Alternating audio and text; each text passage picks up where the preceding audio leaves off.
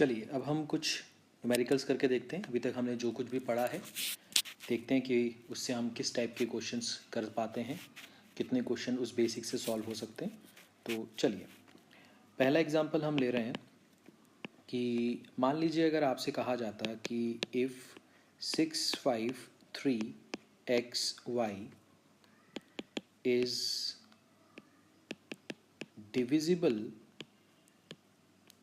Divisible by 80, ठीक है, 80 से डिविजिबल है, then the value of x plus y is, पहला ऑप्शन है आपके पास 2, दूसरा ऑप्शन है आपके पास 3, तीसरा ऑप्शन है आपके पास 4 और चौथा ऑप्शन है आपके पास 6। ठीक है, इन चार ऑप्शन में से कोई एक आपको चूज़ करना है। तो क्या करेंगे, कैसे करेंगे, ध्यान से देखिए। सबसे पहले 80 की बात करें। मैंने आपको सिखाया हुआ है पिछला वीडियो में कि अगर कोई बड़ा नंबर आता है जिसकी डिविजिबिलिटी आपको चेक करनी है तो उसको दो को प्राइम नंबर्स में डिवाइड कर लीजिए। को प्राइम्स पढ़ा चुका हूँ क्या होता है, जिनका HCF कितना होता है, 1 होता है। ठीक है, तो इसको अगर हम देखें तो ये आएगा 16 और ये आएगा 5। ठीक है, अच्छा अब 16 और 5 में अगर हम 5 की बात करें कि 5 से ये नंबर डिविजिबल होना चाहिए और 16 से ये नंबर डिविजिबल होना चाहिए। अगर 5 और 16 दोनों से होगा तो मतलब 80 से भी होगा। ठीक है, और ये कह रहा है कि ये 80 से डिविजिबल है, मतलब 16 से भी डिविजिबल होगा और 5 से भी डिविजिबल होगा। तो ये दोनों कंडीशन लगा के आपको ये पता लगाना है कि x और y की वैल्यू क्या है। ठीक है, तो x और y की वैल्यू क्या है वो हमें पता लगाना है। तो ध्यान से देखिए, 5 के लिए हम क्या देखते हैं, यूनिट प्लेस देखते हैं। ठीक है, और 5 के लिए हम यूनिट प्लेस देखते हैं और यूनिट प्लेस पे क्या होना चाहिए, या तो 0 होना चाहिए या तो 5 होना चाहिए। ठीक है, तो यहाँ से हमें ये पता चलता है कि यार यूनिट प्लेस पे तो y है, इसका मतलब y की वैल्यू या तो 0 होनी चाहिए या तो 5 होनी चाहिए। ठीक है, बट इस केस में 5 नहीं हो सकता। क्यों नहीं हो सकता, क्योंकि ये नंबर 80 से डिविजिबल है, जिसको हमने दो को प्राइम में डिवाइड कर लिया है, और इसका मतलब ये 16 से भी डिविजिबल है, 5 से भी डिविजिबल है, और 16 एक इवन नंबर है, 2 का मल्टीपल है। और अगर ये 2 का मल्टीपल है इसका मतलब ये कि अगर ये पूरा नंबर 16 से डिविजिबल हो रहा होगा तो y इवन नंबर होना चाहिए या तो 0 होना चाहिए। ठीक है, अब 5 तो इवन नंबर नहीं है, 5 तो ऑड नंबर है, और हमारे पास ऑप्शन क्या है, 0 के अलावा कुछ भी नहीं। तो हम इसका मतलब ये समझते हैं कि यहाँ पर y की वैल्यू जो होगी वो क्या होगी, सिर्फ और सिर्फ 0 होगी। तो यहाँ से ये पता चल गया, अगर हम 5 से शुरुआत करते हैं तो हमें यहाँ से ये पता चल गया कि y की वैल्यू तो 0 है, और आपको क्या चाहिए, x प्लस वाई चाहिए। अब आपके पास y तो आ गया, अगर आप x निकाल लेंगे तो x प्लस वाई आप कर सकते हैं। तो अब x की बात करें। अच्छा अब ध्यान से देखें तो ये नंबर क्या बन गया, 653x0। ये नंबर क्या बन गया, 653x0। 16 के लिए क्या देखते हैं हम, लास्ट 4 डिजिट देखते हैं। क्या देखते हैं, 16 के लिए लास्ट 4 डिजिट। तो लास्ट 4 डिजिट कौन से हैं, 0x35। ठीक है, तो ध्यान से देखिए, अगर ये 53x0 में हम x की वैल्यू 1 लें तो ये नंबर क्या बनेगा, 5310। अगर 2 लें तो क्या बनेगा, 5320। 3 लें तो क्या बनेगा, 5330। 4 लें तो क्या बनेगा, 5340। फिर क्या बनेगा, 5350 और 5360, ऐसे बनेगा। अब अगर आप ध्यान से देखो कि ये जो नंबर्स हैं, ये सारे नंबर्स, ये सारे के सारे नंबर्स 16 से डिविजिबल नहीं होंगे। ठीक है, आप चेक कर सकते हो।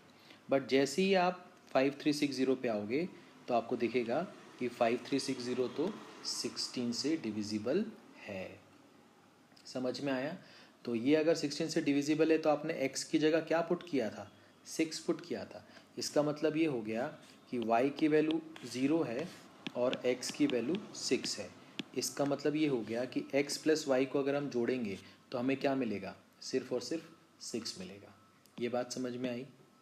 ठीक है, तो x प्लस वाई की वैल्यू क्या हो गई, x प्लस वाई की वैल्यू हो गई 6। ठीक है, चलिए एक और एग्जाम्पल देखते हैं। मान लीजिए आपके पास एग्जाम्पल आ जाए कि द वैल्यू ऑफ के if k 3 5 6 2 4 is divisible by 11। ठीक है, डिविजिबल बाय 11। पहला ऑप्शन है आपके पास 2, दूसरा ऑप्शन है आपके पास 5, तीसरा ऑप्शन है आपके पास 6 और चौथा ऑप्शन है आपके पास 7। तो 2 5 6 7 ये 4 ऑप्शन है आपके पास। तो इन 4 ऑप्शन में से क्या होगा वो आपको देखना है। ठीक है, तो ABCD 4 ऑप्शन दिए हुए। अच्छा, अब हमसे ये कह रहा है कि ये जो नंबर है ये 11 से डिविजिबल है। तो ध्यान से देखिए, अगर कोई भी नंबर 11 से डिविजिबल होता है तो उसके अल्टरनेट नंबर का सम का डिफरेंस क्या होना चाहिए? 0 या तो 11 का मल्टीपल, 11 22 33 ऐसा सीखा था हमने। तो हमने इसके अल्टरनेट नंबर का सम किया। तो यहाँ पर पहले तो नंबर लिख लीजिए k 3 5 6 2 4। तो यहाँ पर 4 + 6 10 + 3 13, तो ये 13 आ गया। फिर 2 + 5 7 + k 7 + k आ गया। अब इनका डिफरेंस निकालेंगे तो इसका डिफरेंस कितना आ जाएगा? 13 में से 7 जाएगा तो कितना बचेगा? 6 - k। तो 6 - k या तो 0 होना चाहिए या तो 11 का मल्टीपल होना चाहिए। ठीक है, तो देख लेते हैं। अगर हमने मान लिया कि 6 - k जो है वो 0 है, तो यहाँ से तो k की वैल्यू कितनी आ जाएगी? 6 आ जाएगी।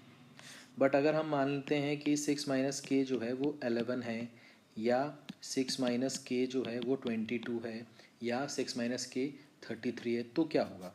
तो यहाँ से जब आप सॉल्व करोगे तो k की वैल्यू मिलेगी आपको -5। k की वैल्यू क्या मिलेगी आपको?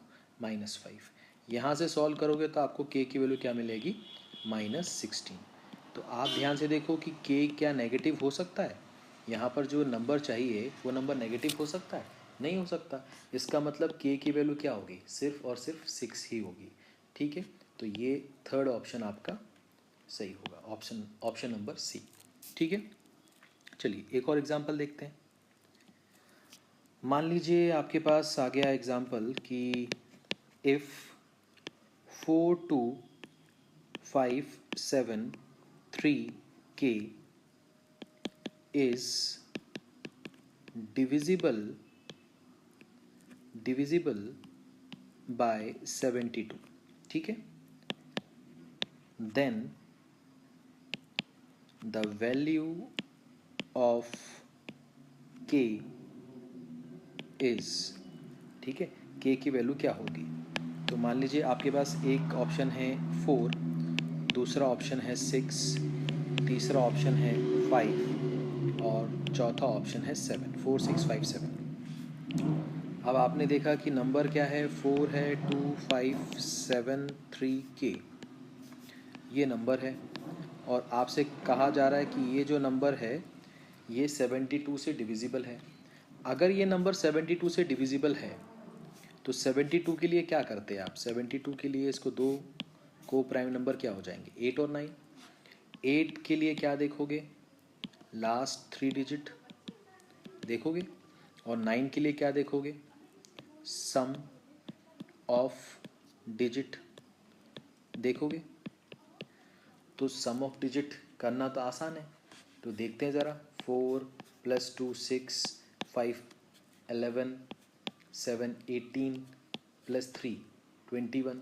फिर से देख लीजिए, 4 + 2 6 6 + 5 11 11 + 10 21 21 + k। तो ये हो जाएगा 21 + k/9। तो ये नंबर आपका 21 + k 9 से डिविजिबल होगा। तो कब होगा? अगर हम k की वैल्यू 3 ले लें। अगर हम k की वैल्यू 3 ले लें तो ये क्या बन जाएगा? सॉरी, k की वैल्यू 3 नहीं लेंगे, k की वैल्यू हमको 6 लेनी पड़ेगी। तो k की वैल्यू अगर हम 6 ले लें तो ये नंबर क्या बन जाएगा? 27। तो 27/9 हो जाएगा। ठीक है, इसका मतलब k की वैल्यू 6 ले सकते हैं। अच्छा, अब आप दूसरा नंबर क्या ले सकते हो? दूसरा नंबर जो होगा मतलब 9 से अब ये जो इस हिसाब से अगर चलें तो 21 प्लस आपने क्या किया 6 किया तो आपको क्या मिल गया 27 9 की टेबल में आता है, ठीक है। तो 9 3 ज़ा क्या होता है 27 होता है, 9 4 ज़ा क्या होता है 36 होता है। तो अब इसको 36 बनाने के लिए के की वैल्यू क्या लेनी पड़ेगी 15। बट क्या के 2 डिजिट नंबर हो सकता है, नहीं हो सकता। इसका मतलब के की वैल्यू क्या होगी 6 ही होगी, के की वैल्यू क्या होगी 6 ही होगी। तो ये आपका आंसर आ चुका है। बट अगर आप चाहें तो एक बार चेक कर लीजिए कि आपने 9 से तो चेक कर लिया, 8 से चेक करने के लिए क्या चाहिए था कि लास्ट 3 डिजिट 8 से डिविजिबल होने चाहिए थे।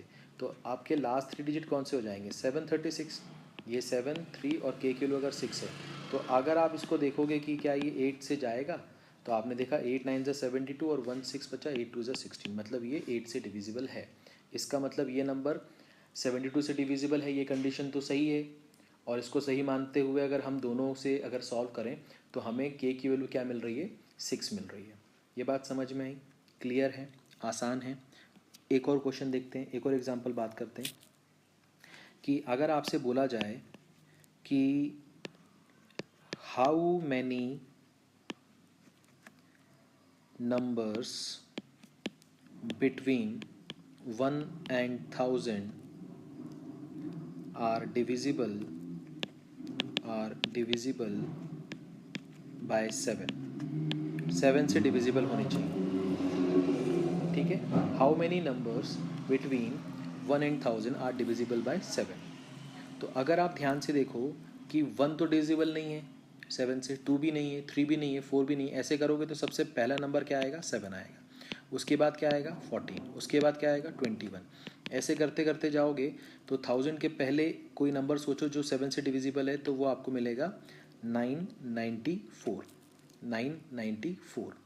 अब मैंने आपको एक फॉर्मूला बताया था n2 minus n1 upon d plus 1।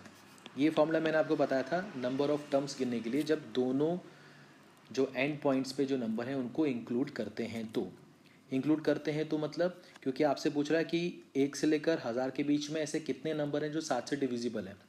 तो क्या 7 से डिविजिबल है ये, हाँ।